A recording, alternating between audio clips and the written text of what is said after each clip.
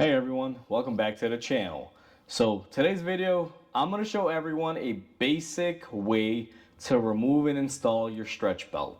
Now, I'm going to show you on a 2014 Ford Fusion.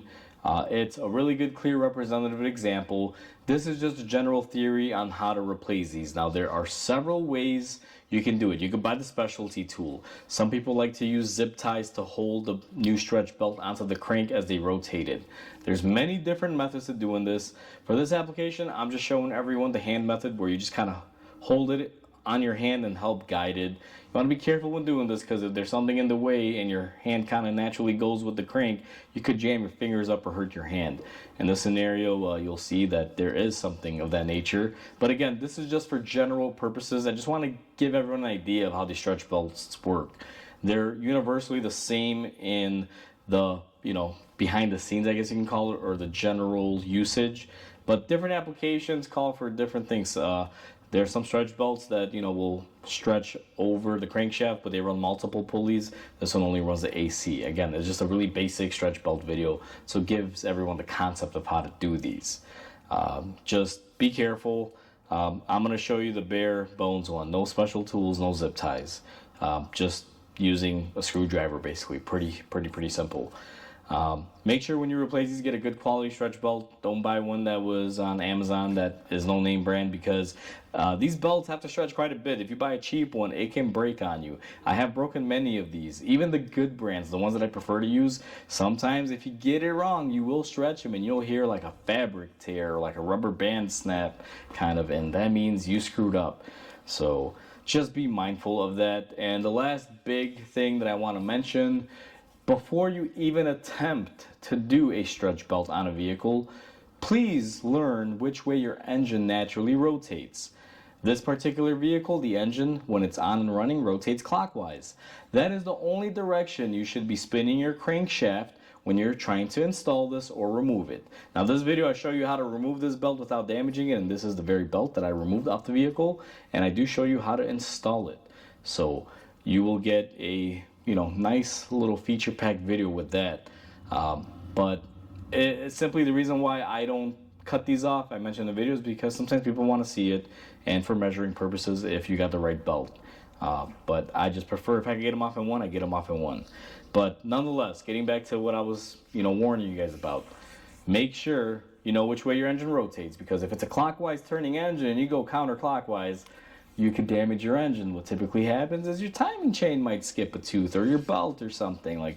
I haven't seen it happen yet, but I've heard about it, and I do not want to be the one that finds out the hard way. So I just go engine rotation way. Now, if you got to go back just a quarter of a turn, it's not going to hurt it, but if you're doing full rotations, I wouldn't do that. So please, before you do any stretch belt, know which way your engine rotates. If you want to know a quick way to figure that out, you turn your vehicle on very carefully, watch your crankshaft if you can see it easily, and see which way it rotates, whether it's this way or this way. And if you need a little help, you could always put like a little mark before you start your engine with the engine off. Put like a little paint mark on it, turn it on, and just see which way your engine cranks. That's the easiest way.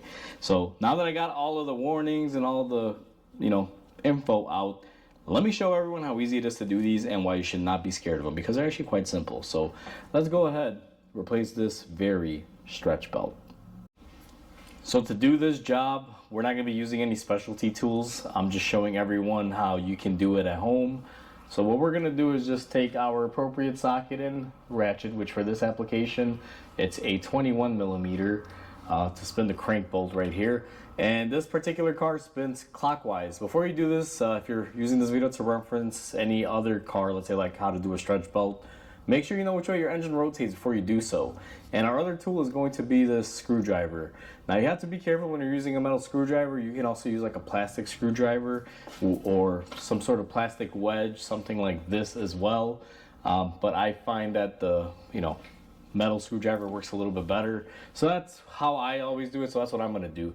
Now what we're going to be doing is taking this metal screwdriver, kind of propping it underneath here. Now we got the room, and as we spin our engine, we're going to let it glide in there and kind of just remove the stretch belt over the pulley, and it'll route it to the point where it can come off. So we're going to go ahead and put our belt on here, get our rotation correctly, And you guys will see right there, all we're trying to do is just get this belt off track. And then once you have that right there, all you need to do is just continue spinning your crank over. And that's how easy it is to get your serpentine belt off. To install it, now we're going to be using our old belt here because I will be replacing this. So I figured I would just make this video to help people out. What we're going to do is go ahead and loop it on our pulley that the belt drives, which in this case is the AC compressor. And then I start off by putting the belt on my crankshaft pulley while I insert my tool. And again, know the rotation of your engine. Now I'm going to hold the belt on here in the groove.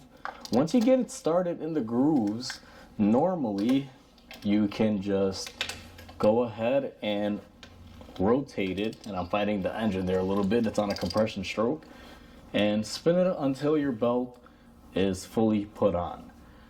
Now this is a pretty simple setup.